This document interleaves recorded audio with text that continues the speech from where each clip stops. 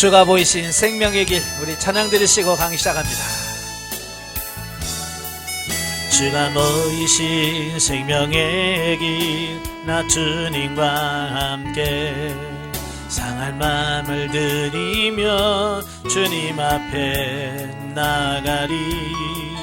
나의 그러움이 되신 주 그 이름 예수, 나의 길이 되신 이름 예수. 나의 길 오직 그가 아시나니, 나를 날려나신 후에 내가 정금같이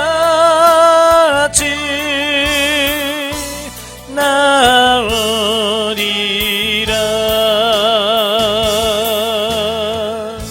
아멘. 기도하겠습니다. 은혜로우신 아버지 감사합니다. 오늘 우리를 사랑하셔서 훈련의 장소로 인도하시고 다니엘서의 말씀을 같이 나누게 하셔서 감사합니다. 그 말씀들을 나눌 때 우리의 영의 양식이 되게 하시고 생명이 되어지는 역사가 있도록 도와주옵소서. 시종을 맡겨오며 예수님의 이름으로 감사하며 기도합나이다. 아멘. 네, 이 시간에는 우리 다니엘 교재 36페이지입니다. 36페이지를 보시면 제 5장의 내용이 나오게 되어지는데요. 자, 5장의 내용은 그 벨사살의 그 여호와 성전 기명 모독 사건과 그 바벨론 제국의 멸망과 메데 바사 과도 제국의 등장에 대한 말씀을 합니다. 자, 1절부터 4절이 뭐냐면 바로 벨사살의 잔치와 여호와 성전 기명의 모독에 대한 말씀이에요. 그러니까 이 5장은 그 느부갓네살 왕이 죽은 이후에 약 25년 후에 그 바벨론의 마지막 왕이 누구냐면 벨사살이거든요. 그 벨사살 왕이 통치하고 있는 그 시대에 발생한 사건이라고 보시면 돼요. 그러니까 벨사살이 잔치를 벌리고 있을 때에 갑자기 벽에 손이 나타나는 겁니다. 손이 나타나서 벽에다가 막 글씨를 쓰는 겁니다. 자, 여기서 이걸 보면서 뭘 가르치냐면 그 시대가 얼마나 악했으면, 그죠? 그 시대가 얼마나 악하고 영적으로 우둔했으면 하나님께서 꼭 손가락이 나타나서 글씨를 써서 줘야, 그래야 알 만큼 너무 영적으로 어두운 시대였다라고 하는 것을 보게 돼요. 그러니까 우리가 영적으로 깨어있으면 이럴 필요 없잖아요. 그죠? 그냥 하나님께서 그냥 눈치만 줘도 영적으로 깨어있는 사람은요, 그냥 하나님 눈치 착 보고 알고 삽니다. 우리가 영적으로 좀 깨어있고 민감한 사람이 돼야 돼요. 아시겠죠? 얼마나 둔하면 하나님께서 꿈으로 보여주고 환상으로 보여주고 손가락으로 보여줄까요? 그러니까 본문에서 이제 벨사살 왕이 이제 잔치를 베풀 때는 언제냐면 바벨론이 멸망한 그 해입니다. BC 539년입니다. 이때는 이미 메대와 바사의 연합군이 그 바벨론에 쳐들어와서 그 바벨론 나라의 수도인 바벨론 성을 2년간 동안이나 포위하고 있는 시대예요. 자, 그러니까 벌써 포위된 지가 2년이나 됐어요. 근데 그 와중에 뭐예요? 벨사살 왕이 1,000명이라고 되는 엄청난 수의 귀족들을 초청하고 왕과 수많은 빈궁들을 참석시킨 가운데 잔치를 벌였다라고 하는 것은 쉽게 납득이 안 돼요. 지금 전쟁 중이고요. 그것도 포위가 되어져 가지고요. 지금 2년 동안이나 갇혀 있는 상태예요. 그럼에도 불구하고 잔치를 벌였다는 겁니다. 예. 그런데 사실은 그렇게 한 이유가 있어요. 그렇게 한 이유는 아마도 바벨론 성이요, 천혜의 요새입니다. 예. 그 바벨론 성이요, 얼마나 튼튼하게 지어졌냐면 정말로 이중으로 되어 있어요. 외성이 있고 내성이 있고요. 그러니까 그 성이 무너진다라고 하는 것은 그들도 생각지도 못하고요. 또 주변에 물을 파서 성 주변에 물로 된 수로까지 있습니다. 그러니까 얼마나 이 바벨론 성을 치기가 어려운지 아시겠죠? 그러니까 그들은 교만한 거예요. 그리고 또 그 바벨론 성 안에는요, 그 성 안에 있는 사람이 20년 이상 먹고도 쓸 만큼의 양식이 쌓여 있어요. 그죠? 성이 튼튼하지요. 먹을 거 20년 먹을 만 양식도 쌓여 있지요. 그러니까 이 교만한 겁니다. 절대로 자기들은 지지 않을 거라는 게, 함락되지 않을 거라는 어떤 그런 교만함이 있었기 때문에 그렇게 할 수 있었다라고 하는 겁니다. 예. 자, 그런데 중요한 것은 뭐예요? 자기 선조인 느부갓네살 왕이 뭐라고 조서를 내렸어요? 예, 이스라엘의 하나님 여호와를 결코 모독해서는 안 되고 그 하나님을 존경해야 된다라고 하는 조서를 3장과 4장에서 두 번씩이나 조서를 남겼잖아요. 그런데 이 벨사살 왕이 교만하다 보니까 잔치를 벌이다가 흥이 돋으니까 이제 술김에 뭐라고 하냐면, 야, 그 이스라엘 여호와의 성전에 그 기명을 가져와라. 이 기명이라는 것은 뭐예요? 하나님께 제사 드릴 때 썼던 금그릇, 은그릇들을 말하거든요. 이건 성전에서 하나님께 제사 드릴 때 쓰는 거예요. 근데 그걸 가져오라는 겁니다. 그래서 그걸 가져와서 거기다 술을 먹으면서 잔치를 벌이고 있는 거예요. 그러니까 그가 얼마나 교만했는가. 자, 이걸 우리가 보여줄 수 있어요. 자, 그러면 왜 벨사살이 그랬을까? 물론 이제 교만해서 그랬지만 사실 느부갓네살 왕은요, 꿈을 통해서 또는 풀물볼 시험이라든지 이런 것을 통해서 하나님의 능력을 직접 경험한 사람이에요. 그죠? 근데 벨사살은요, 이걸 경험을 안 했어요. 하나님을 경험해 본 적이 없어요. 그러니까 경험한 느부갓네살 왕이 조심해라, 하나님만 섬겨라라고 해도 경험하지 않은 사람들은 그걸 믿지 않는 거예요. 오늘 우리도 마찬가지예요. 하나님을 경험한 사람들의 말을 잘 들을 수 있어야 돼요. 아시겠죠? 예, 그래서 잘 들어야 우리가 도움을 받을 수 있습니다. 그런데 교만한 사람들은 그런 말이 들어와야 안 들어와요? 교만하면요, 그 누가 말해도 안 들려요.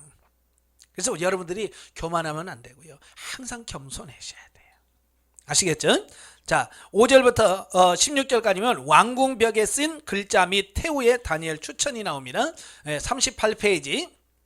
자, 보면은 BC 539년 바벨론 제국의 최후의 보루였던 수도 바벨론성이 함락되기 전날 밤에 있었던 한 특이한 사건, 즉 벨사살 왕이 대연을 베풀고 여호와의 성전 기명을 모독하며 바벨론의 각종 우상들을 찬양하고 있을 때에 갑자기 신비한 손가락이 나타나서 벽에다가 글씨를 쓴 사건과, 그 글씨는 있는데 그걸 읽을 사람이 없고 해석할 사람이 없는 거예요. 그때에 태후가 다니엘을 추천합니다. 이 태후는 이미 느부갓네살 왕 때부터 이미 그걸 모든 것을 다 경험한 사람이잖아요. 그죠? 그러니까 처음에 그가 큰 신상 꿈을 꿨을 때부터 시작해서 그가 큰 나무 환상을 통해서 7년 동안 정신병에 드는 거, 또 이 모든 것을 다 태우는 곁에서 다 지켜본 사람이에요. 그러니까 벨사살 왕이 그 글자 때문에 고민하고 있을 때 뭘 걱정해? 그 다니엘 불러. 그럼 다니엘이 해석할 거다. 다니엘을 추천하는 겁니다. 자, 좀 더 상수를 해보면 5절부터 6절은 신비한 손가락이 벽에 글씨를 쓰는 것을 본 왕이 공포에 질려서 그 글자 해석을 바벨론 술객들에게 명합니다. 그러나 바벨론의 모든 술객들은요, 그것을 해석하지 못합니다. 왜 해석을 못했을까요? 하나님이 주신 것은요, 성령에 감동하신 사람만이 알 수 있는 거지. 그죠? 하나님이 하신 것은 성령의 감동하심을 받은 사람만이 할 수 있는 거지, 다른 사람은 못하는 거예요. 공부 많이 했다고 하는 게 아니에요. 그러니까 아무도 못할 수밖에 없지요. 그래서 결국은 다니엘을 부르게 되고, 다니엘은 그 해석을 요청하고, 이걸 해석하면 내가 너에게 큰 상급을 주겠다라고 약속을 합니다.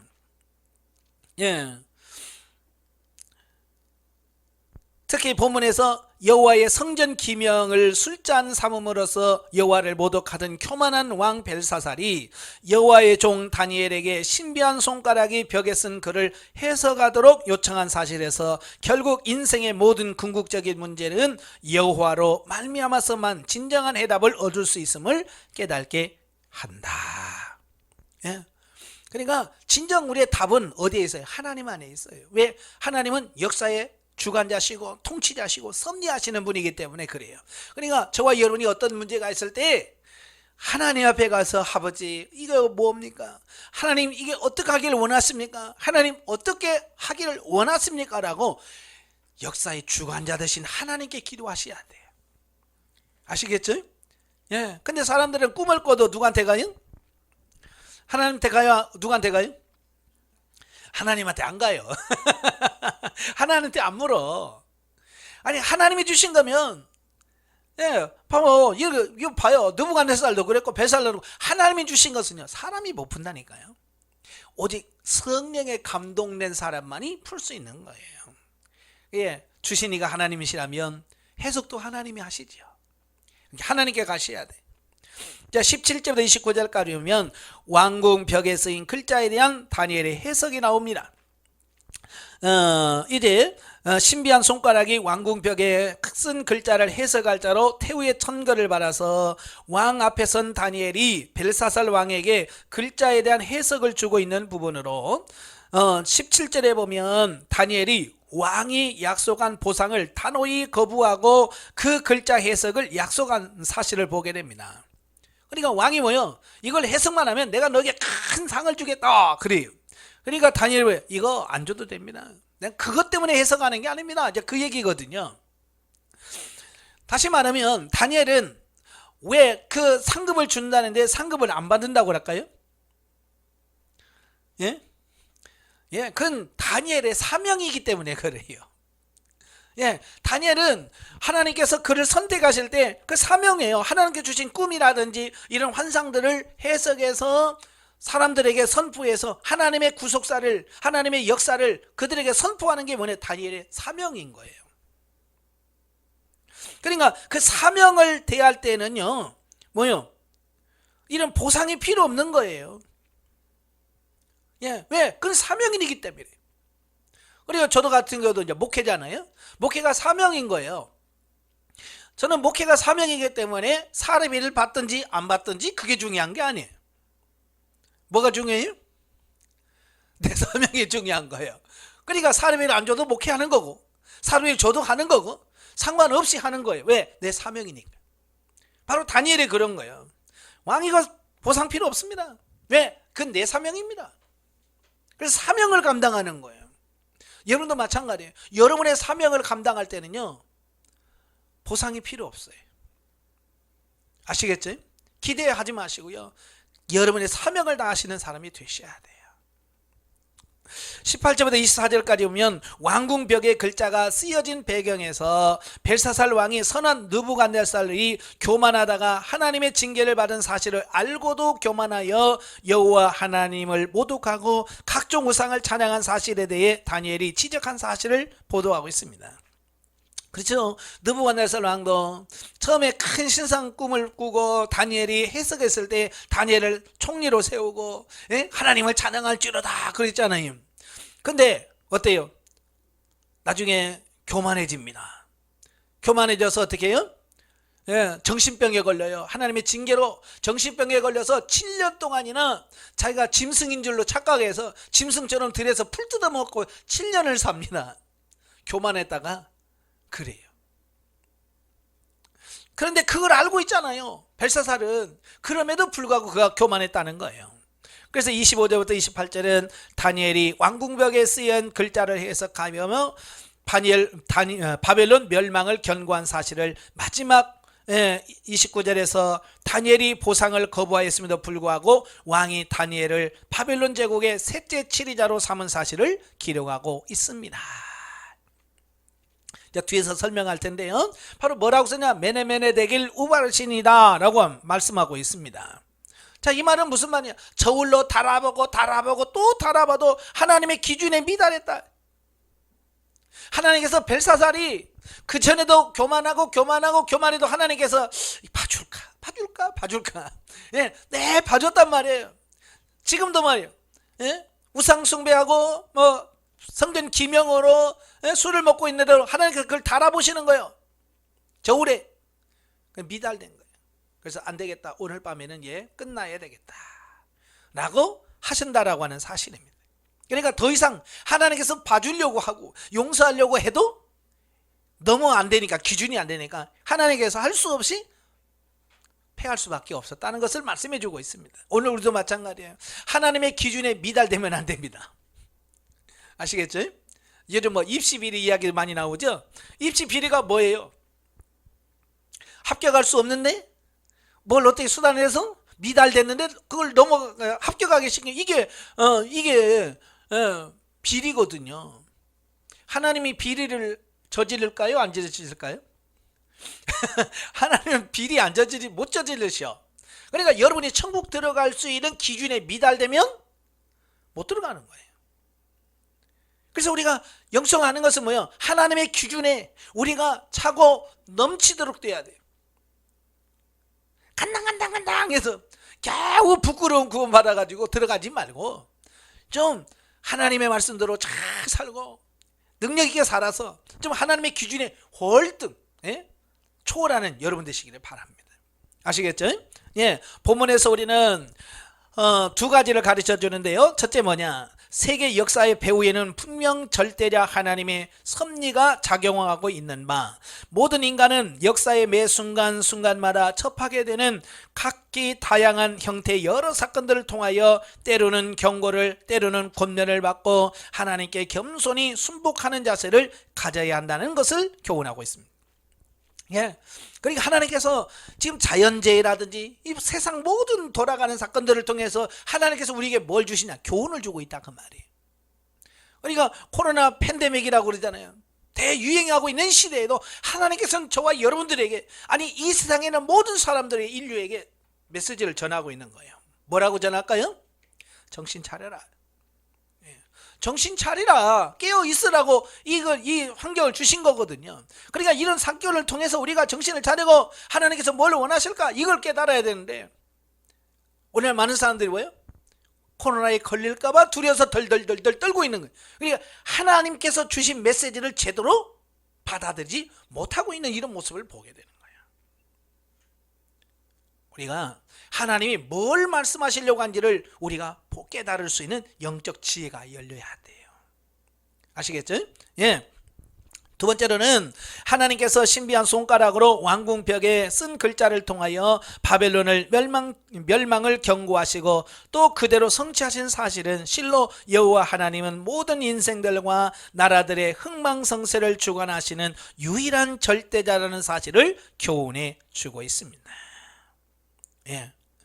예, 우리는요 아무리 우리가 뛰어나도 역사의 주관자가 될 수가 없어요. 그죠? 역사의 주관자가 될 수가 없어. 왜? 우리는 하나님의 그냥 피조물일 뿐이고요. 예. 그냥 하나님은 이 만물을 창조하신 분이에요. 또 세상에 주관하시는 하나님이시기 때문에 하나님은 마음만 먹으면 다 돼요. 죽는다고 하면 죽고요. 예? 그 나라가 세워진다면 세워지는 겁니다. 왜? 하나님만이 절대 주권자가 되시기 때문에 가능하다. 그러니까 이 다니엘서를 보면요, 이 하나님의 주권, 하나님의 절대 주권을 깊이 우리가 알 수 있습니다. 30, 31절에 보면 왕궁벽에 쓰인 글자 예언의 성취. 자, 보면은 다니엘이 벨사살 왕 앞에서 해석한 대로 왕궁벽에 쓰인 글자 예언이 주어진 그날 밤에 그 예언 내용 그대로 성취되어서 벨사살 왕이 죽음을 당한 사실과 바벨론 제국의 멸망과 함께 메데바사 과도 제국이 등장한 사실을 기록하고 있습니다. 그러니까 하나님은 절대자이면서 또 역사의 주관자이시기 때문에 어때요? 하나님께서 말씀하신 그대로 성취되어지는 겁니다. 즉 보면은 절대자 하나님을 거역하고 교만했던 벨사살 왕의 죽음과 그가 소유한 나라와 권세와 영광이 모두 메대 사람 다리오에게 넘어간 사실을 간략하게 대조하여 제시함으로써 결국 세상의 모든 권세는 여호와 하나님의 주권하에 있으며 하나님은 왕들을 폐하시기도 하고 세우시기도 하시는 분이심을 간단 명료하게 증거하고 있다. 자, 영적에 보면 자, 5장에 보면 느부갓네살 왕의 아들인 벨사살 왕이 있는데요. 그가 잔치를 벌이면서 성전에서 가져온 기명들로 술을 마십니다. 그때 석회벽에 손가락이 나타나서 메네메네 데겔 우바르신이라는 글자를 써지는데요. 누가 읽을 사람도 해석할 수가 없었죠. 그때 다니엘이 와서 그것을 해석합니다. 여기서 메네라고 하는 말은 하나님이 이미 왕의 나라의 시대를 세워서 끝나게 하셨다, 그런 뜻이에요. 그러니까 이미 이제 바벨론 나라는 하나님께서 넌 끝, 바벨론 끝이라고 하나님께서 이미 정하셨다는 거고요. 예. 또 왕의 나라, 즉 벨사살 왕의 나라가 하나님이 숫자를 센 것처럼 숫자를 세어 끝이 나게 했다는 것이다. 우리가 뭘 할 때 보면 3, 2, 1, 0 그러잖아요. 예, 숫자를 세잖아요. 카운트다운을 해요. 그래서 0 하면 발사도 하고 그러잖아요. 하나님께서 지금까지 숫자를 계속 셌다는 거예요. 예? 우리도 가끔 옛날에 이런 자녀들 말 안 들 때 뭐라고 그래요? 너 10살 때까지 빨리 해. 9, 8 해본 적 있어요, 없어요? 해보셨죠? 예? 하나님도 벨사살에게 그런 거예요. 기회 주면서 19 세고 있어요. 끝난 거예요. 그 다음에 대겔이라고 하는 말, 대겔이라고 하는 말은 왕이 저울에 달려서 부족함이 배었다 뜻이에요. 그러니까 하나님의 저울을 이렇게 달아봤는데 부족하다는 거야. 용량이 안 된다는 거야. 기준이 미달된다는 거예요. 하나님이 왕으로 세울 만한 사람이 아니었다는 말이고 부족함이 되었다는 말입니다. 그 다음에 베레스라고 하는 말은 왕의 나라가 나뉘어서 메대와 바사 사람에게 준바되었다 함이라. 결론은 왕의 나라와 그의 운명이 끝났고 그 나라가 메대와 바사에게 나뉘었다라고 하는 그런 뜻이죠. 자, 벨사살은요 그때의 왕이었으므로 다니엘이 왕의 마음을 상하게 하는 해석을 해주면 다니엘은 죽을 수도 있는 상황이다. 지금까지 술까지 취했잖아요. 그러니까 잘못 걸렸다가 죽을 수도 있어요. 그런데 다니엘은 뭐요? 하나님의 말씀을 그대로 해석을 해준다. 죽을 수 있는데 왜? 아까도 말했죠. 그건 다니엘의 사명이었기 때문에 그래요. 이 사명은 죽음다 할지라도 하나님께서 주신 일을 감당해내는 것, 이게 사명이다. 근데 많은 사람들 사람 눈치 많이 봅니다. 그죠? 사람 눈치 봐서 할 말을 못해요. 그건 하나님의 종이 아니고 사람의 종이기 때문에 그렇다. 여러분은 하나님의 종이 되시길 바래요. 아시겠죠? 자, 6장으로 가지요. 자, 6장은 메데 바사 왕 다리오 시대에 발생한 다니엘의 사자굴 처형 사건이 나옵니다. 자, 1절부터 9절을 보면 다니엘에 대한 다리오 신하들의 시계와 음의 모임. 그러니까 5장으로 해서 이제 바벨론이란 나라는 망하고요. 바로 이어서 메데와 바사가 그 바벨론 나라를 차지하고 페르시아라는 나라를 형성합니다. 근데 이때만 해도 이 다니엘서 6장을 기록할 때만 해도 이 페르시아라는 제국이 완전히 성립되기 전에 과도기적으로 임시적으로 형성된 나라가 있어요. 그 과도기를 다스렸던 왕이 누구냐? 다리오 왕이에요. 예. 자, 보면은 메데 바사 과도제국 시대에 바벨론도를 다스리던 다리오 왕 통치 초기에 다니엘이 다리오 신하들의 시기와 음매로 인하여 사자굴에 던져졌다가 구원받는 사건을 기록하고 있다. 이런 문맥가에서 본문을 상수라 보면 다리오 왕이 다니엘의 지혜와 총명을 높이 인정하여 피정복국의 관료임에도 불구하고 파격적으로 정복국의 수석 총리로 중용한 사실과 이런 다니엘을 시기한 다리오 신하들이 그의 여호와 신앙을 빌미로 하여 다니엘을 제거하려는 음모를 세웠다라고 말씀하고 있습니다.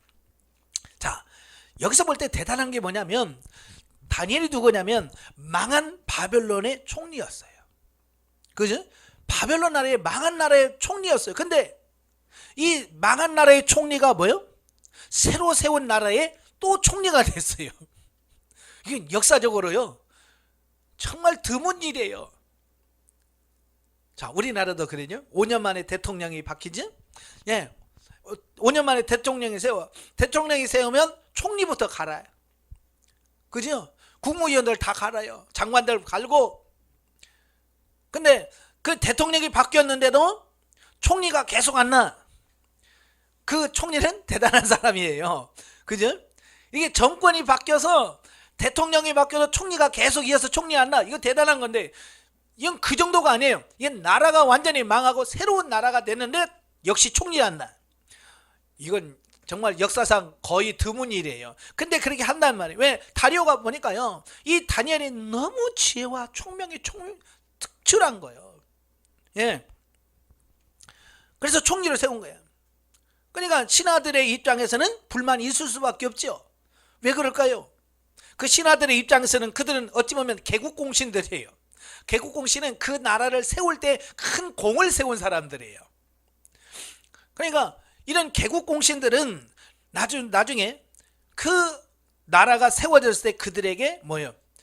관직이라든지 이런 것으로 보상을 받습니다. 예. 그러니까 대통령도 그러잖아요. 선거 캠프에서 열심히 누구 뭐 1번, 2번 해가지고 그 대통령 되면 자기 대통령 만들 때 힘썼던 사람들 뭐예요? 장관 세워주고 뭐 세워주고 공기업 사장으로 보내고, 왜? 자기를 대통령이 되도록 수고했으니까 거기에 대한 보상을 준단 말이에요. 지금 이들도 마찬가지예요. 그걸 기대했어요. 나라를 세울 때, 예? 전쟁터에 제일 먼저 가고 막 그랬는데, 적의 나라의 총리가 제일 높은 자리에 앉아있고 자기들은 열심히 했는데 그 밑에서 일하고 있고요. 그러니까 이 사람들 입장에서는 열받겠어 안 받겠어요? 이 사람 입장에서는 열받지요. 제가 뭔데, 그지? 제가 뭔데, 쟤만 없으면 내가 그 자리에 올라갈 텐데, 저것이 앉아있어갖고 내가 그 높은 자리를 못 간단 말이에요. 그러니까 시기가 날 수밖에 없죠. 그래서 어떻게 하면 저걸 처리할 수 있을까 고민하다가 다른 흠이 없는 거예요. 도덕적으로. 요즘처럼 뭐 뇌물을 받았다든지, 예? 뭐 정보를 이용해서 땅을 샀다든지, 땅 투기를 뭐 이런 거 있으면 딱 걸고 넘어질 텐데, 다니엘은 그런 게 없는 거야. 그래서 고민하다 보니까 다니엘을 걸고 넘어질 수밖에 없는 게 뭐냐? 여호와 신앙. 하나님 믿는 거, 요거 외에는 다른 게 없는 거예요. 그래서 그걸 가지고 꼬투리를 잡아서 죽이려고 한 거예요. 이해가 되시죠? 자, 그래서 한편 1장부터 5장에서 기록된 기사의 시대적 배경은 다니엘이 바벨론으로 포로되어 왔던 해인 BC 605년에서 바벨론 제국이 멸망한 BC 536년까지 약 66년간의 기록이 1장부터 5장의 기록이었고요. 자, 본장은 BC 539년부터 538년까지 불과 2년 정도에 존재했던 메대와 바사 과도 제국 시대를 그 배경으로 하고 있다. 그만. 이때 당시 다리오는 메대의 왕으로서 바사왕 고레스 2세와 함께 연합하여 바벨론 제국을 정복하긴 했으나 연합국의 군대 지휘관은 고레스 2세에게 넘겨진 상태였으므로 큰 실권은 없었던 듯 하라. 이게 무슨 말이냐면요, 이 다리오는 메대와 바사의 연합국 중에서 메대 나라의 왕이었어요. 그리고 바사 나라의 왕은 고레스였어요. 근데 이 두 나라 중에서 실권을 쥐고 더 힘 있는 사람이 누구냐면 고레스예요. 그러니까 고레스가 아직 바벨론을 완전 정복하지 못한 상태에 있어요. 그러니까 이 바벨론 성을, 수도를 점령한 이후에 다리오 왕에게 내가 지금 전쟁에서 이게 다 끝나고 올 때까지 임시로 왕노를 해라. 그래서 다리오에게 임시로 왕노를 시켜놓고 자기는 전쟁하러 나간 거예요. 그러니까 그 상황이니까 다리오 왕이라고 하지만 사실은 그렇게 큰 실권이 있고 뭐 이런 실권 있는 왕은 아니라고 보는 거예요. 예. 이러한 때에 80세 이상의 고령이었던 다니엘이 다리오에 의하여 메데 바사 과도 제국 전체 영향력을 행사할 수 있는 3명의 총리 중 수석 총리로 발탁된 것은 그의 지혜와 경륜이 새로운 제국에서도 여전히 높이 평가되었음을 반영한다라고 하겠다. 예, 이게 얼마나 탁월했으면 80세 넘은 노인네를 총리로 세울까요? 그것도 적국이었던 총리를. 예? 너무 뛰어났기 때문에 그렇지 않았을까? 자, 그런 걸 보는 거죠. 예. 자, 10절에서 18절에 보면 신하들의 참소로 사자굴에 던져진 다니엘을 보게 됩니다. 예. 다리오 왕에 의하여 중용된 다니엘을 시기하여 다리오의 신하들이 꾀한 다니엘 제거 음모대로 다니엘이 여호와의 신앙 때문에 참소당하며 결국 사자굴에 던져진 사실을 기록하고 있어요. 10절과 11절에 보면 자신의 제거 음모를 알고도 죽으면 죽으리라는 일사각오의 신앙으로 하나님께 기도하다가 대적들에게 발견된 사실을 기록하고 있습니다. 그러니까 다니엘은요, 몰라서 한 게 아니에요. 이미 신하들이 자기를 죽이려고 하는 거 압니다. 자기가 한 달 동안 다른 신에게 기도를 하거나 섬기면 안 된다는 걸 다 알고 있어요. 왜? 총리니까 제일 먼저 알았겠죠. 그런데도 그런 알면서도 실행하는 거예요. 이게 어찌 보면 대단한 믿음이라고 하는 겁니다. 다니엘의 믿음을 거기서 볼 수 있는 겁니다. 예. 12절 13절은 다니엘에 대한 무리의 참소 내용을 담고 있고요. 14, 15절은 다리오 왕이 다니엘을 아껴 구원코자 했지만 무리들의 계속 항의를 통해서 결국 좌절되고, 16, 18절은 다리오 왕이 다니엘을 사자굴 속에 던진 후에 밤새 금식하며 근심에 잠긴 사실을 기록하고 있습니다. 예. 그러니까 다리오, 아까 설명드렸죠. 자기가 왕이지만 실권은 다 고레스 가지고 있기 때문에 자기가 왕이지만 신하들을 이기먹을 수가 없는 거예요. 그래서 어쩔 수 없이 아닌 줄 알지만 이미 도장을 찍었잖아요. 사자굴에 던진다 그랬기 때문에 그 약속을 지키기 위해서 다니엘을 사자굴에 던져 넣어라 라고 말했다는 거예요. 그럼에도 불구하고 그가 왕이지만 다니엘 때문에 금식하면서 있었다고 하는 부분은 그가 얼마나 다니엘을 존경하고 사랑했는지를 보여줄 수 있는 거죠. 자, 보면은 자신의 명예와 권세 및 자신의 생명까지라도 내어 걸고 여호와 신앙의 지조를 사수하는 다니엘의 경건한 모습과 권력을 위해서는 그것을 얻는 데 장애가 된다고 생각하는 자를 수단과 방법으로 가리지 않고 제거하려고 힘쓰는 다리오의 신하의 간교한 모습을 서로 극명하게 대조시켜 보여주고 있습니다. 예, 그죠? 정말 신실한 다니엘과 그를 죽이려고 하는 그 다리오 왕의 신하들, 오늘날도 마찬가지예요. 그러니까 선거철만 되면 온갖 비방과 네거티브 이런 것들이 정말 많이 나오잖아요. 왜? 어떻게든 이겨야 되니까. 예, 그때 우리는 어떻게 해야 돼요? 하나님께서 다 보고 계신다는 걸 아셔야 돼요. 아시겠죠? 근데 어떻게 정치인들도 평상시는 권사님, 장로님인데 선거철만 되면 이상해져요, 다. 하나님 눈치 안 보고요. 사람한테만 잘해. 왜 안 돼요? 그러니까 크게 못 되는 거예요. 다니엘처럼 정말 하나님 보고 죽으면 죽으리라 뭐 이래야 하나님이 인정해 줄 텐데 그질 못하고 있는 거예요. 예, 그러니까 얼마나 이 세상에 힘들 수밖에 없는지를 보셔야 되죠. 자, 그리고 이는 사단이 공중권세 잡고 있는 현 세상에서는 다리오 신하들과 같은 간교한 자들의 행보로 인하여 경건한 자들이 자주 핍박 등의 곤경에 처하게 됨을 보여줍니다. 그러나 다음에서 다니엘이 사자굴에서 구원받고 승리한 사실이 보여주듯이 이러한 공경을 일시적이며 세상 끝날에는 반드시 승리와 영광으로 판결될 것임을 교훈하고 있습니다. 예, 그러니까 우리가 믿는 신앙생활 할 때 우리가 고난 당할 수밖에 없다는 것을 꼭 기억하셔야 돼요. 그러니까 베드로도 뭐라고 그래요? 너희가 하나님 믿다가 시험 당하고 불시험을 당할 때 이상한 일 당하는 것처럼 이상히 여기지 말라. 이거 당연한 거다. 통과해라. 이렇게 얘기하는 거예요. 아시겠죠? 그래, 여러분이 신앙생활 하면서 갖가지 유혹과 고난이 옵니다. 근데 우리는 그걸 못 넘어가. 통과하셔야 돼. 다니엘처럼 통과하셔야 돼. 그러니까 시험과 고난이라고 하는 것은 하나님께서 넘어지라고 준 게 아니에요. 시험은 들라고 주는 거 아니에요. 통과라고 주는 거예요. 근데 다 뭐라고 그래? 목사님 나 시험 들었어요. 그러잖아. 아니 통과라고 줬더니 왜 시험 들어? 잘못하는 거예요. 시험은 뭐 하라고 준다고요? 그렇죠. 통과라고 주는 거예요. 시험은 통과라고. 고난도 역시 통과라고 주는 거지. 고난에 넘어져서 아이고 나 몰라 그러라고 주는 건 절대 아니라는 거예요. 자, 19절 24절에 보면 다니엘의 구원과 참소자들의 비참한 최후.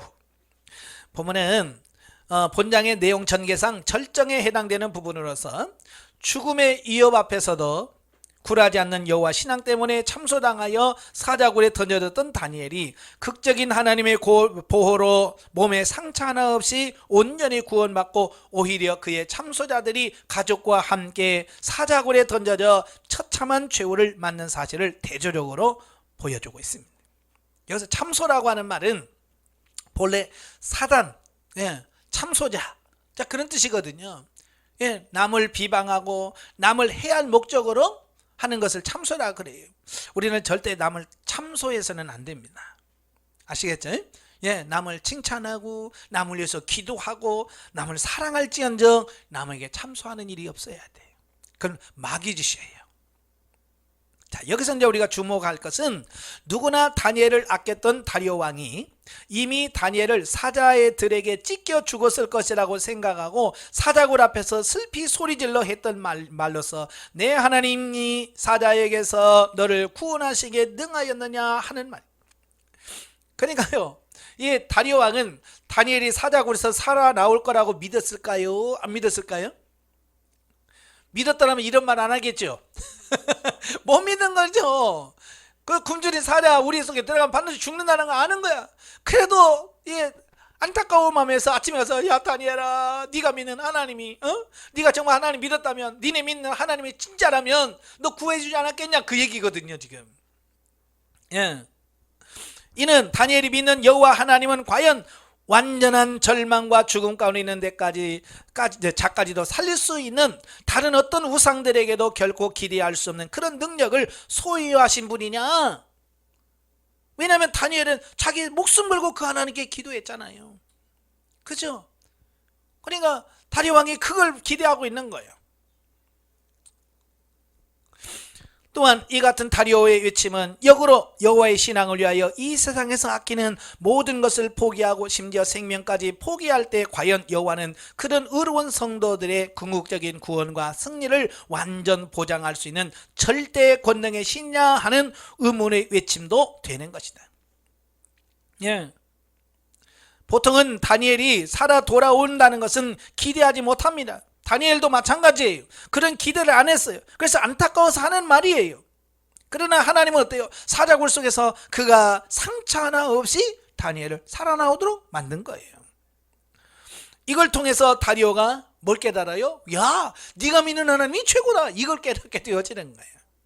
어쩌면 하나님께서 이런 사건을 허락하신 이유도 바로 그걸 하나님이 살아계심과 하나님의 절대 능력을 가지고 계신 분이심을 증명하시려고 이 사건을 허락하시라는 그 말입니다.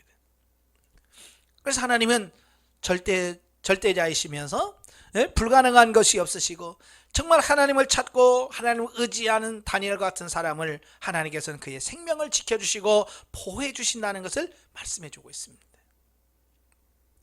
실로 다니엘의 구원과 그의 참소자들의 최후는 여호와를 인생의 유일한 구원자로 믿는 자와 그렇지 않고 끝내 여호와를 대적하는 자가 처하게 될 궁극적인 운명이 얼마나 대조적인가를 잘 보여주고 있다. 그러니까 하나님을 잘 믿은 다니엘은 사자굴 속에서 건진받지만 그를 죽이려고 했던 사람들은 어떻게 해요? 다시 사자굴 속에 들어가서 그들이 죽는 어떤 그런 비극을 초래하게 되었다라고 하는 사실을 보게 됩니다. 그러니까 이것은 다니엘만 그런 거 아니라 오늘 이 시대도 마찬가지라 그 말이에요. 아시겠죠? 그러니까 좀 힘들다고 어렵다고 하나님 모른다고 하지 마시고 다니엘처럼 목숨 걸고 하나님 사랑하고 하나님을 섬기면 하나님도 여러분의 생명을 지켜주신다는 것을 보게 됩니다. 자, 25절 28절에 보면 다리오의 조서 반포와 다리오의 형통에 대한 말씀입니다. 자, 본달락은 메데바사 왕 다리오의 치하에서 겪었던 다니엘의 사자굴 사건의 전모를 기록한 본장의 결론 부분으로서 동시에 다니엘 생애의 주요 사건들과 그가 섬겼던 바벨론 제국의 왕들의 꿈을 통하여 주어진 간접적인 묵시들을 기록한 본서의 전반부, 즉 1장부터 6장까지의 1년 기사의 종결 부분입니다. 이런 문맥하에서 보면은 다니엘의 사자굴 사건을 통하여 여호와 하나님의 놀라운 권능을 직접 눈으로 목격했던 다리오 왕이 메데바사 과도 제국 전역에 내렸던 조서의 내용과 메데바사 과도 제국의 다리오 왕 시대의 바사 제국의 초기 고레스 왕의 시대까지도 다니엘이 형통함을 누린 사실을 기록을 하고 있습니다. BC 605년 비참한 포로 소년으로 바벨론으로 끌려왔던 다니엘인 그 바벨론 제국이 멸망하고 연이어 메데바사 과도 제국과 바사 제국이 등장하는 등의 역사 속에서도 몇몇 위험의 고비를 맞기는 했지만 실로 포로라고 하기가 무색하게 형통한 삶을 살았다 그 말이에요.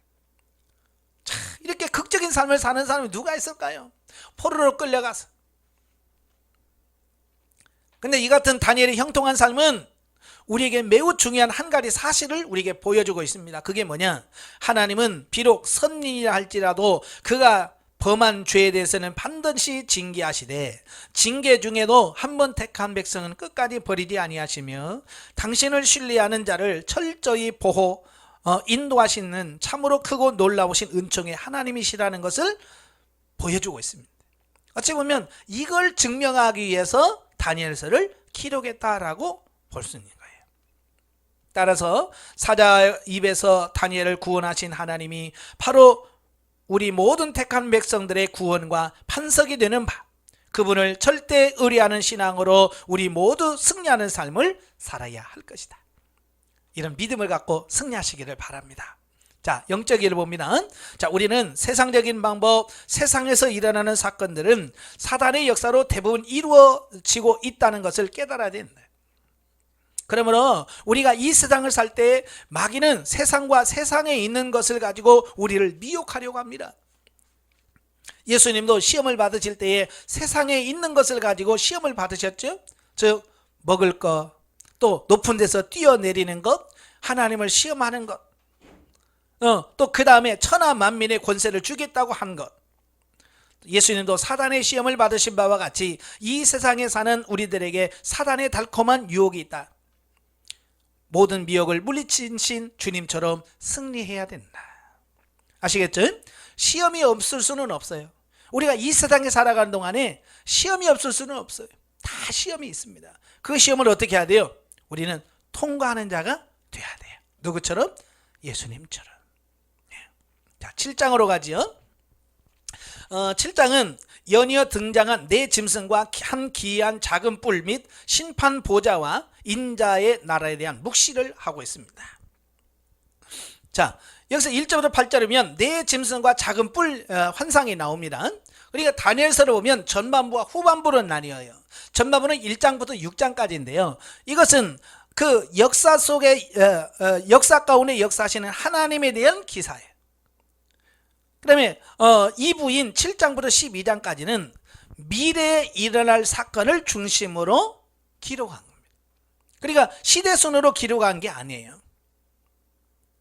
자, 본장에 네 짐승과 작은 뿔 환상은요, 어찌 보면 사자굴 사건보다도 11년이나 앞선 상태에 있었던 일이에요. 그러니까 BC 550년 바벨론 제국의 마지막 왕인 벨사살 왕 원년에 다니엘이 꿈을 통해 받은 제1묵시 네 짐승과 작은 뿔 환상을 기록하고 있습니다. 자, 여기서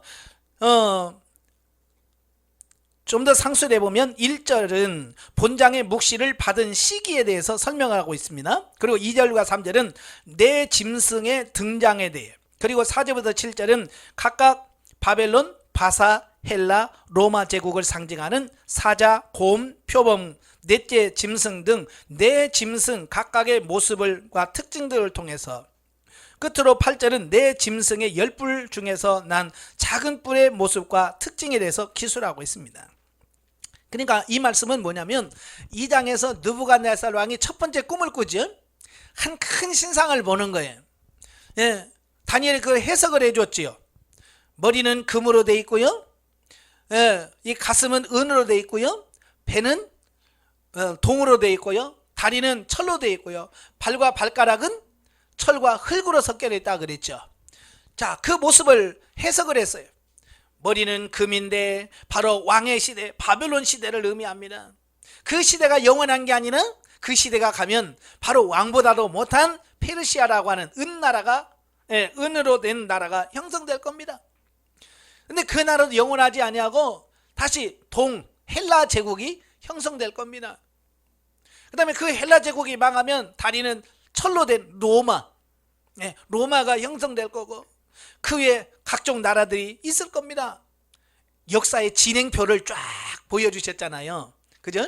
바로 거기에 대한 보충 설명이 오늘 바로 내 짐승의 환상이에요.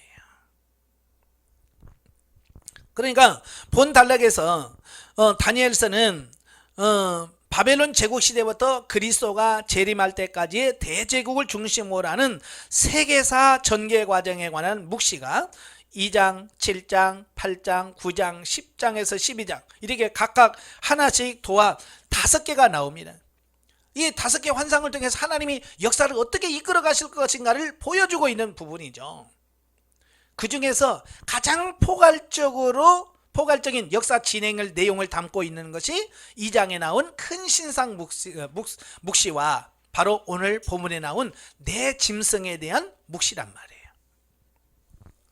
이처럼 하나님께서 대제국을 중심으로 해서 세계사 전개 과정에 관한 묵시를 다니엘과 또 다니엘을 섬겼던 바벨론 왕의 꿈들을 직접 간접적으로 미리 계시해주고 후에 이대로 성취하시고 또 앞으로도 분명히 성취하실 것이라는 사실은 실로 세상 모든 나라의 흥망성쇠는 오직 절대라 하나님의 주권에 달려있다는 사실을 증거하고 있다.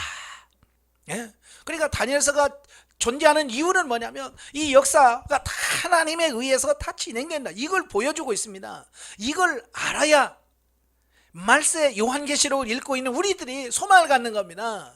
아무리 힘들고 와도 야 다니엘서를 봐라. 하나님이 다 하셨잖아. 이 시대도 하나님이 하실 거야 라는 그런 믿음을 갖도록 하려고 하는 의미가 있는 거예요. 이제부터 보면 다니엘서를 읽는지 요한계시록을 읽는지 우리가 혼돈할 정도로 너무 내용이 다니엘서와 요한계시록하고 연결되어 있다는 것을 깨닫게 돼요.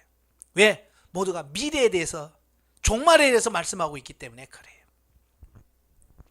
자 9절부터 14절에 보면 하나님의 심판 보좌 환상과 인자의 환상이 나옵니다. 자, 본달락에 보여지는 하나님의 심판 보좌 환상과 인자의 환상 앞에 내 짐승으로 상징된 내 제국을 포함한 세상 나라가 결국은 하나님의 최후 대심판으로 적 그리스도와 함께 멸망할 것과 인자고 그리스도가 성부 하나님으로부터 영원한 권세와 영광을 얻고 여호와를 섬기며 그 앞에서 절대 순종하는 선민을 구성으로 나는 메시아 왕국을 영원히 통치하실 것을 말씀해주고 있습니다. 자 여기서 심판의 보좌에 앉으신 이의 정결한 모습과 불꽃 보좌 또 불붙은 바퀴 또 강처럼 흘러나오는 불 나아가 불 가운데 던져진 죽은 짐승의 시체 등 다 상징적인 의미를 담고 있죠. 자 여기서 우리에게 절대 거룩하신 하나님의 속성 또 하나님의 심판의 엄정성 그리고 하나님 나라와 적그리스도의 필연적인 멸망 등을 아주 강렬하게 이런 상징적인 표현들을 통해서 보여주고 있습니다. 또한 이 상징적인 의미들은 인자의 환상과 더불어서 철대 권능자이신 여호와로 말미암아 인자 되신 그리스도와 성도들이 적그리스도에 대하여 궁극적 승리를 얻게 될 것에 대한 확신을 던져주고 있는 겁니다. 자, 15절부터 22절까지 보면 다니엘이 본 네 짐승과 작은 뿔 환상에 대해서 천사가 해석을 해주고 있습니다. 자, 아까도 말했죠. 하나님이 주신 꿈과 환상은 하나님께서 해석을 해주셔야 가장 정확하다라고 하는 것을 보게 됩니다. 가끔 보면 꿈꿨다고 저한테 전화하신 분들이 계셔요. 목사님 꿈꿨는데 이게 무슨 뜻이에요? 제가 꿈을 꾸게 하셨나요? 제가? 아니죠. 하나님이 꾸게 하셨다면 하나님이 아시겠죠. 하나님께 물어야지 왜 나한테 물어요? 제가 그래요. 그렇잖아요. 하나님이 그 꿈을 주셨다면 그 꿈을 주신 하나님께 물어야지. 나하고 꿈하고 아무 상관없네요. 나한테 묻냐고요. 이게 하나님께 물어야 돼. 하나님 이게 뭡니까? 그러면 그래요. 물어도 대답이 없더라고요. 그럼 개꿈이에요. 제가 그래. 그렇잖아요. 내가 하나님께 하나님 이 꿈이 뭡니까? 라고 물었는데 하나님 아무 말씀도 없어. 그럼 개꿈이죠. 만약에 하나님께서 주셨다면 그렇게 물었을 때 뭐라고 해요? 깨닫게 하고 알 수 있게. 왜? 하나님의 목적은 뭐예요? 그냥 준 게 아니잖아요. 심심하니까 내가 너 꿈이나 꾸게 할까? 하나님께서 뭐 할 일 없어서 꿈 꾸게 하십니까? 아니잖아요. 꿈을 꾸게 하셨다면 하나님께 뭔가 그에게 전할 메시지가 있기 때문에 꾸게 하신 거 아니에요. 그러니까 하나님께 물어야 돼. 하나님, 이 꿈이 뭡니까? 다니엘처럼 물어야 돼. 환상을 보면 이게 뭐예요? 라고 물어요. 그럼 하나님께서 천사들을 통해서 보내서 다 설명을 해줘. 해석을 다 해주잖아요. 자, 여기서 내 짐승과 작은 뿔 환상에 대해서 중점적으로 해석을 하고 있습니다. 자, 9절부터 14절에서 언급한 바 있는 하나님의 심판보좌 환상과 인자 환상에 대한 해석도 가미하고 있습니다. 자, 먼저 세부적으로 살펴보면 15, 16절에서는 다니엘이 번민한 중에, 그래 다니엘도 그 환상을 보고 도대체 이게 뭔가, 이게 도대체 뭐지? 라고 고민하고 있습니다.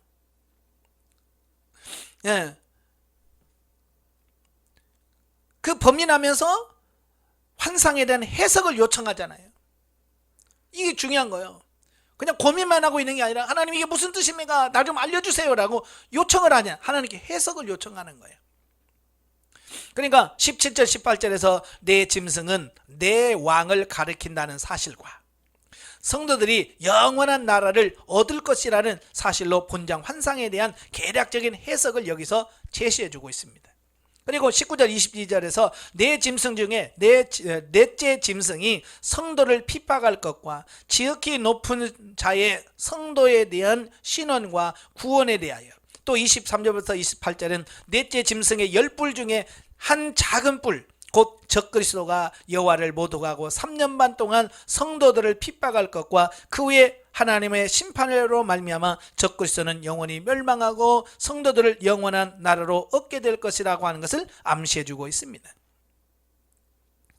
그러니까 이 환상은요, 이 환상을 통해서 다니엘 시대부터 시작해서 우리가 아직 직접 경험해 보지 않은 말세, 종말에 일어날 사건들까지 쫙 설명을 하고 있어요. 이 환상들을 통해서. 대단하잖아요. 그죠? 예. 우리도 아직 종말에 어떤 일이 일어날지 우리도 몰라요. 아직 우리도 경험해 보지 않은 일을 지금부터 2500년, 2600년 전에 다니엘은 환히 보고 있었다는 거예요. 자, 저는 이게 부러워요. 우리는 1분, 1시간 앞을 못 내다보고 1분 앞을 내다보지 못하고 사는 우리인데, 이렇게 수천 년을 앞을 내다보면서 예언할 수 있는 이런 영적인 감각이 있다는 건 너무 부러워요. 그래서 늘 저도 기도합니다. 하나님, 저에게도 이런 영적인 영감을 주옵소서. 여러분도 그런 기도하시길 바라요. 자, 본장에서 기록된 묵시는 본문의 해석에서 보이고 있는 바와 같이 세상 역사가 앞으로 어떻게 전개될 거냐라고 하는 부분을 가르쳐주고 있습니다. 그런데 이 부분에는 어떤 절개될 거냐라고 하는 사실보다는 적그리스도의 발언과 적그리스도의 핍박으로 말미암는 성도들의 극심한 고난 및 최후의 심판과 메시아 왕국, 곧 천국의 도래 등 역사의 대종말에 있을 일련의 사건들을 더욱 강조하고 있다라고 하는 것을 보게 됩니다. 그러니까 정말 중요한 것은 역사 과정이 어떻게 진행되느냐, 이것도 중요하죠. 앞으로 역사가 이렇게 진행될 거야 라고 하는 것을 아는 것도 중요하지만 결국은 뭐냐면 종말에 어떻게 우리가 구원을 받을 수 있느냐, 이게 어쩌면 제일 중요한 부분이거든요. 그죠? 그걸 다 알고 역사에 구원받지 못했다? 의미가 없는 거죠. 그래서 다니엘서는 바로 이제 그런 부분이에요. 역사의 진행 과정을 설명하면서 간단하게 설명하고 뭐예요? 그 마지막 때에 어떻게 우리가 구원받을 수 있는가, 이걸 설명해 주고 있습니다. 또 지극히 높으신 자의 성도들이 영원한 나라를 얻는 것에 대한 거듭 언급은 여호와께서 현 역사를 전개하여 세상 끝날까지 이어가시는 궁극적인 목적이 어떤 것인지를 잘 보여주는 것이다. 그러니까 이 세상 나라는요, 영원한 나라가 아니라는 걸 말씀해 주고 있는 거예요. 이 세상의 나라는 영원하지 않아요. 다 과정이에요. 영원한 하나님의 나라를 건설해 가는 과정이라고 하는 거예요. 결국 하나님의 나라만이 영원한 나라이고 진정한 구원의 완성이라고 하는 것. 그러니까 우리의 삶의 목표는 이 땅이 아니라 하나님의 나라가 되어야 된다는 것을 다니엘서에서도 우리에게 지금 말씀하고 있는 거예요. 아시겠죠? 예. 그러니까 자, 이런 것을 통해서 우리가 참 대단한, 우리도 정말 깨어 있어야 되겠구나. 영적으로 깨어 있어야 되겠구나. 그리고 마지막 시대에 우리가 잘 살아야 되겠구나. 이걸 우리가 깨닫게 돼요. 자, 넘겨서 영적 예보죠. 자, 다니엘의 본문의 환상 속에서 본 네 짐승과 작은 뿔이 나옵니다. 예, 그 짐승은, 첫째 짐승이 사자예요. 사자가 나오는데요, 그 사자는 어떤 나라를 상징하냐? 바벨론을 상징합니다. 그러니까 느부갓네살 왕이 봤던 큰 신상의 머리가 금이었잖아요. 바로 그 바벨론 시대를 말하고요. 그 다음에 두 번째 짐승은 곰이에요. 곰인데 메대와 바사라 그랬어요. 근데 한쪽 팔을 들고 한쪽으로 기울였다고 그랬죠? 예, 메대와 바사 연합국이 있는데 바사가 메대보다도 더 강한, 한쪽으로 치우친, 자, 이런 것을 의미하죠. 그 다음에 표범이 나옵니다. 표범은 헬라 제국을 의미합니다. 헬라 제국을. 그 다음에 네 번째, 쇠 이빨을 가진 무시무시한 짐승이 나오는데 바로 로마를 가리킵니다. 자, 그러니까 그 2장의 금신상, 그 큰 신상과 이 네 짐승이 역사적으로 앞으로 어떻게 나라가 전개될 것인가라고 하는 것을 순서적으로 이렇게 잘 보여주고 있습니다. 자, 그런데 중요한 것은 그 네 번째 짐승에 10뿔이 있다는 겁니다. 10뿔은 로마 제국 이후에 출현될 열국들을 의미하고요. 그 중에 작은 뿔이 하나가 나오는데요, 그 작은 뿔은 적그리스도를 상징한다라고 봅니다. 결국 이 환상은 바벨론 이후 세상 끝날까지의 대제국의 흥망성쇠와 적그리스도의 출현을 예언하는 것이며, 이는 결국 참된 역사의 주관자가 여호와 하나님이심을 잘 보여준다. 그러니까 역사의 주관자이신 하나님이시니까 이런 환상도 보여주시고 또 그 보여준 그대로 이끌어 가실 수 있는 능력이 있는 거죠. 저는 여러분에게 꿈을 보여줄 수 있는 능력도 없고요, 설령 보여줬다고 해도 그 꿈을 이룰 수 있는 능력이 저한테는 없어요. 그죠? 제가 여러분에게 꿈을 꾸게 할 수도 없고 그 설령 꿈대로 해줄 수도 없는 게 저예요. 인간은 할 수가 없어요. 그러나 하나님은 전지전능하신 분이기 때문에 꿈도 주실 수 있고 환상도 주실 수 있고 또 주신 그대로 역사를 이끌어 가실 수 있는 분이다. 이걸 보여주고 있는 겁니다. 네. 자, 8장으로 가죠. 8장에는 수양과 수염소 및 수염소의 네 뿔 중에서 새로이 난 기이한 작은 뿔에 대한 묵시를 보여주고 있어요. 자, 1절부터 8절은 수양과 수염소의 환상이 나오는데요, 자, 본장은 그 7장에서 앞장에서 네 짐승과 작은 뿔 환상을 받은 지 약 2년이 지난 BC 548년 바벨론 제국의 마지막 왕 벨사살 왕의 3년째 되던 해에 받은 제 두 번째 묵시입니다. 자, 여기서 수양과 수염소 및 작은 뿔의 환상을 기록하고 있는데요, 이 환상으로 배경하고 있는 것은 당시 바사의 영토에 속했던 엘람도 수산성이다. 이는 본장의 예언이 바사 땅을 주 무대로 하여 성취될 것을 보여주고 있는 거죠. 자, 본문은 본장의 환상이 주어진 때와 본 환상이 배경으로 하고 있는 장소 및 수양의 환상과 수염소의 환상을 기록하고 있습니다. 자, 여기서 수양과 수염소 환상은 7장의 네 짐승의 환상 중에서 둘째와 셋째 짐승인 곰과 표범, 곧 바사와 헬라 두 제국의 역사를 각도를 달리하여 보여주고 있는 것이다. 그러니까 네 나라 중에서 특별히 두 번째와 세 번째 나라를 더 이 환상을 통해서 그 축소된 어떤 이런 부분만 명확하게 보여주고 있다는 얘기예요. 즉 수양은 바사 제국을 의미하고 수염소는 헬라 제국을 의미합니다. 그리고 큰 뿔로 상징된 알렉산더가 그 이전까지 승승장구하다가 바벨론 제국을 정복하고 헬라 제국을 세울 것과 알렉산더 사후에 헬라 제국이 4개 지역으로, 즉 셀루쿠스, 프톨레미, 카산더, 리시마쿠스 4왕조를 중심으로 하여 각각 시리아와 메소포타미아, 이집트와 팔레스틴, 마게도니아, 또 비두니아 등 4개 지역으로 분할될 것을 묵시로 보여주고 있다. 그러니까요, 이 세계사를 알고 이 다니엘서 읽으면 기가 막혀요. 어떻게 이걸 살고 나서 기록한 게 아니라 그 나라가 있기도 전에 200년 300년 전에 예언을 해요. 근데 그 예언한 그대로 돼. 너무 신통방통하게. 그러니까 이걸 읽을 때마다 어떻게 이걸 알 수 있지? 어떻게 이렇게 정확하게 알지? 야, 대단하다. 그러니까 이 성경 다니엘서를 읽을 때마다 놀라는 게 뭐냐? 정말 대단한 거예요. 예. 자, 이러한 예언이, 본문의 예언이 역사적으로 실제로 성취된 것은 BC 331년 이후예요. 그러니까 다니엘이 이 환상을 볼 때가 언제냐면 BC 548년이에요. BC 548년에 이 환상을 봤는데 그 꿈이 이루어진 것은 BC 331년이에요. 그러니까 무려 217년 이후에 이 사건이 그대로 이루어진단 말이에요. 217년 후에. 예.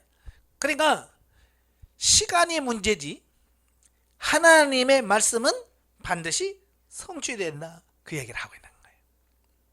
예. 시간의 문제예요. 단지 시간의 문제예요. 그러니까 예수님의 재림도 시간의 문제지 언젠가는 오는 거예요. 이게 1000년 후에 올지 2000년 후에 올지 뭐 내일 올지 이건 뭐예요? 반드시 오셔. 왜? 하나님의 약속이니까. 단지 뭐예요? 시간 문제예요. 언제냐? 언제겠어요? 주님이 언제 오셔요? 아시는 분 말씀 좀 해봐요. 알아요?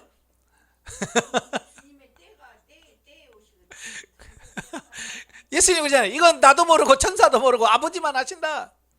이건 하나님의 절대 주권이에요. 하나님이 주님으로 가시지요. 그러면 예 하고 주님이 이제 구름 타고 가자. 그러고 이제 천사랑이 나팔로 호령 속에 오는 거예요. 때의 문제라면 시간 문제지. 언제 오실지는 반드시 오신다. 아시겠죠? 그러니까 우리가 주님이 안 오실 것처럼 살지 말고 주님이 오실 거라고 하는 것을 믿고 사는 우리가 돼야 돼. 이처럼 하나님의 예언이 미리 주어지고 그것이 후에 역사 속에서 그대로 성취된다는 것은 하나님의 시공간의 구애됨 없이 전 역사 속에서 임재하시는 초월자와 전능자이심을 보여줍니다.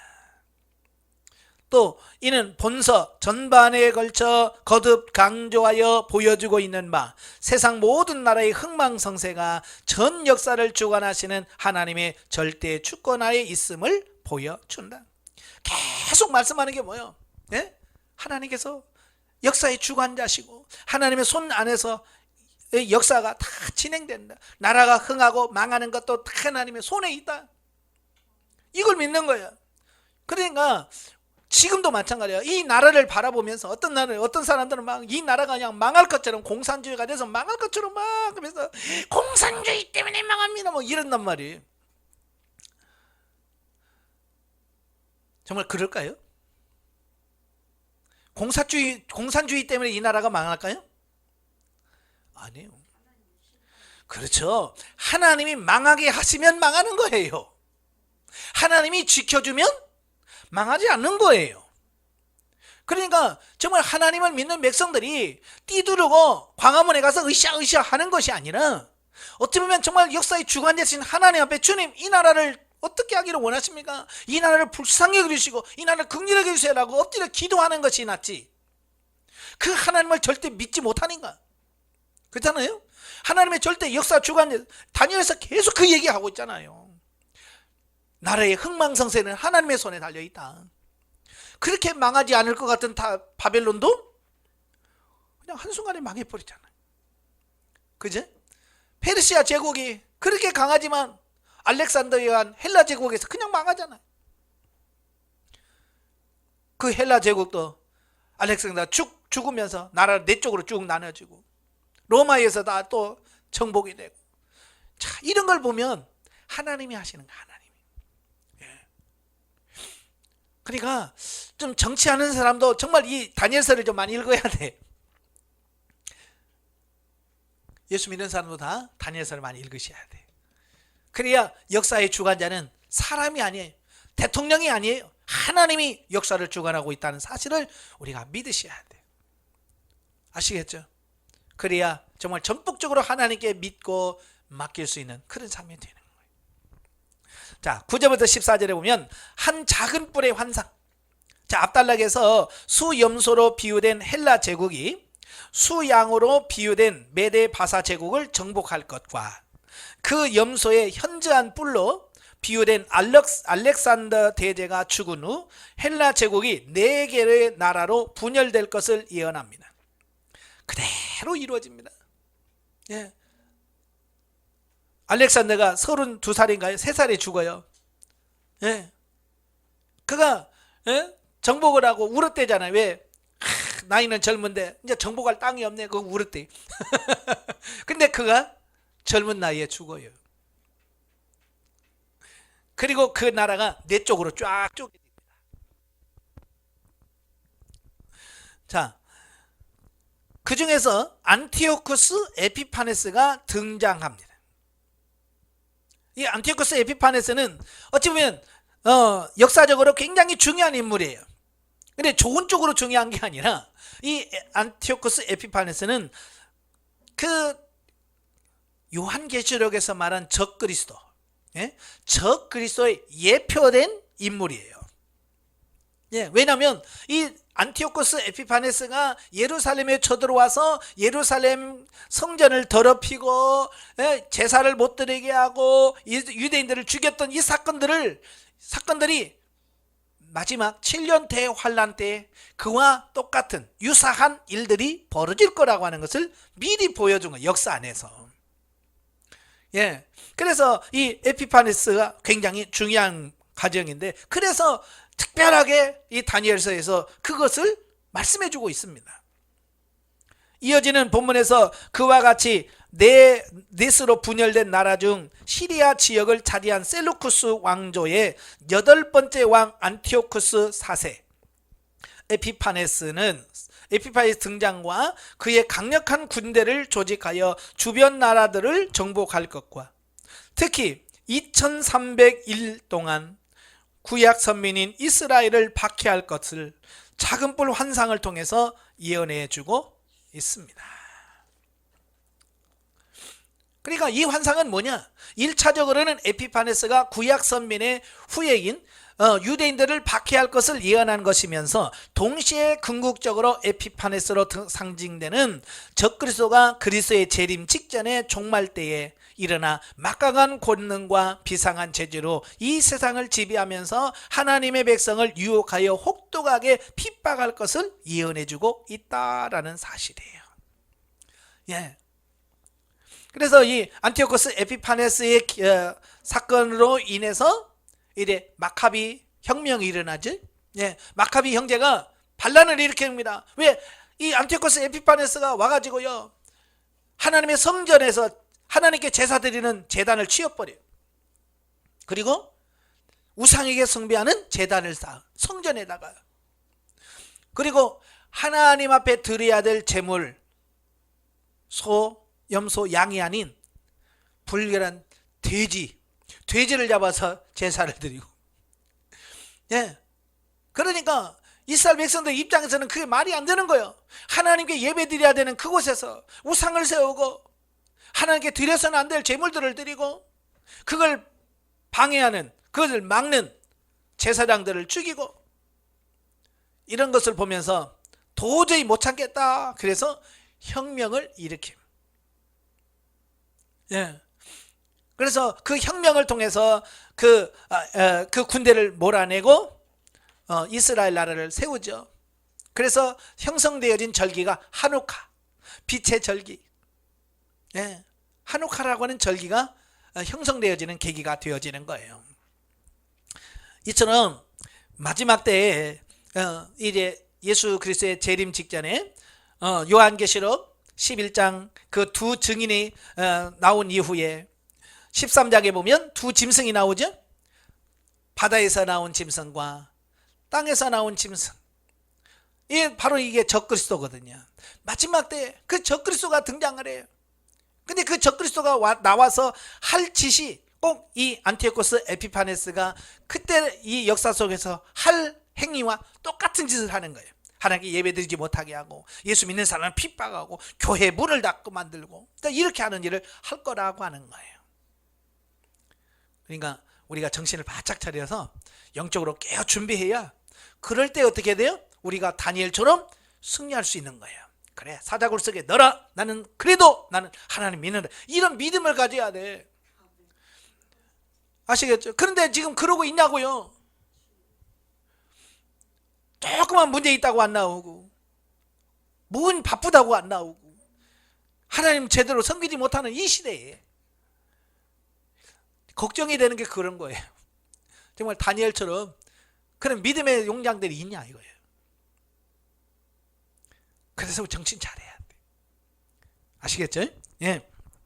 이러한 본문은 그리스도의 몸된 신약교회 전신인 구약교회 성도들이 이스라엘 백성이 에피파네스에게 큰 환난과 핍박을 겪었듯이 이 세상의 종말 때가 임박할 즈음에 신약교회에 속한 하나님의 백성들도 적그리스도에게 큰 환난과 핍박을 당할 것을 교훈하고, 오늘날 우리가 이러한 종말의 임박한 시대를 살아가는 중에 우리는 언제 어느 때 이와 같은 소위 말세의 대환란이 닥쳐오더라도 이를 능히 이길 수 있도록 항상 깨어 하나님의 전신갑주로 무장하고 있어야 할 것을 교훈하고 있는 거예요. 지금 이것도 2500년 전에 지금 우리에게 말씀해 주시는 거예요. 예. 그러니까 우리가 더 깨어 있어야 되겠죠. 자, 15절부터 27절까지 보면 수양과 수염소 한 작은 뿔 환상에 대한 해석. 자, 보면은 두 단락에서 본 수양과 수염소 및 작은 뿔의 환상에 대하여 천사 가브리엘을 통해서 해석해 준 사실을 기록하고 있다. 아까도 설명드렸죠. 하나님께서 보여주신 것은 누가 해석해 주더라? 하나님이 천사를 통해서, 요즘에는 이제 성령의 감동을 통해서, 성령의 조명하심을 통해서 우리에게 알게 하시고 깨닫게 하실 겁니다. 자, 15절부터 18절까지는 다니엘이 하나님의 파송을 받은 천사 가브리엘을 만난 사실과 가브리엘이 환상에 대해 해석해 주려고 할 때 다니엘이 엎드려 혼절한 사실을 기록하고 있는데, 이는 주어진 환상에 대한 해석의 신적 기원과 위험을 강조적으로 보여주는 것이다. 그러니까 천사가, 가브리엘 천사가 다니엘에게 그 꿈을 해석해 주려고 다니엘에게 딱 나타나니까 그 모습을 보고 다니엘이 혼절해 버렸어요. 정신을 잃어버렸어요. 자, 이건 뭘 의미하냐? 우리 인간은 그 하나님의 강력한 임재, 영적 임재 앞에서 이렇게 약할 수밖에 없다, 혼절할 수밖에 없다는 사실을 보여줍니다. 이것은 다니엘뿐만 아니라 나중에 에스겔도 그래요. 환상 앞에 혼절해 버려요. 요한계시록에 보면 사도 요한도 하나님의 나라에 올라가요. 이리 와라. 그래서 하늘에 올라가요. 올라가지면 어떻게 돼요? 그도 역시 혼절해 버려요. 죽은 자 같이 되었더라 그랬어요. 바로 이 혼절과 같은 말이에요. 죽은 자 같이 되었더라. 정신 완전히 잃어버렸어요. 왜? 그 영광스러운 하나님의 위엄 앞에, 영광 앞에 그냥 정신을 못 차리는 겁니다. 자, 19절부터 25절까지면 수양과 수염소 한 작은 뿔에 대한 천사 가브리엘의 해석을 기록하고 있고요. 26절 27절은 이 환상에 대한 묵시를 잘 간수하라는 천사의 당부와 환상의 신비 오묘함에 대한 다니엘의 고백을 기록하고 있습니다. 이건 굉장히 중요한 사실이기 때문에 이걸 잘 간수해라. 예?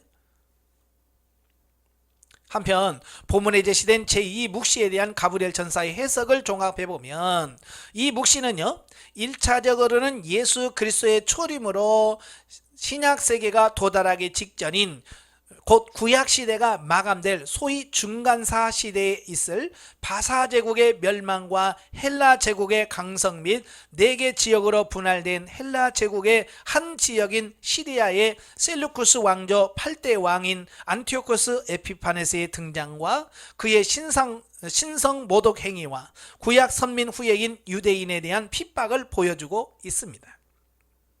그리고 궁극적으로는 예수 그리스도의 재림으로 도래할 대종말시에 있을 적그리스도의 등장과 신성 모독 행위 및 성도에 대한 대대적인 핍박에 대해서도 동시에 보여주고 있다.